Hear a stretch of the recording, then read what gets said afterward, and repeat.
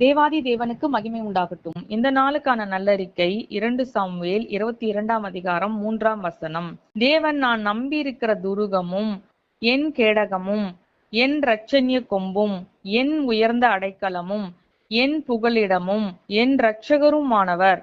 என்னை வல்லடக்கி நீங்களாக்கி ரட்சிக்கிறவர் அவரே. நாம் அன்பு வைத்தவர்கள் நம்மை ஆதரிக்காமல் போனாலும், நம்முடைய உறவுகள் நமக்கு கை கொடுக்காமல் போனாலும், நம்முடைய ஆண்டவராகிய தேவன் நமக்கு புகலிடமும் தஞ்சமும் உயர்ந்த அடைக்கலமுமாயிருந்து நம்மை எல்லா தீமைக்கும் தப்புவித்து நம்முடைய சார்பில் நம்முடைய பட்சத்தில் நமக்கு ஆதரவாய் இருந்து செயல்படுகிற நல்ல தேவனாய் இருக்கிறார்.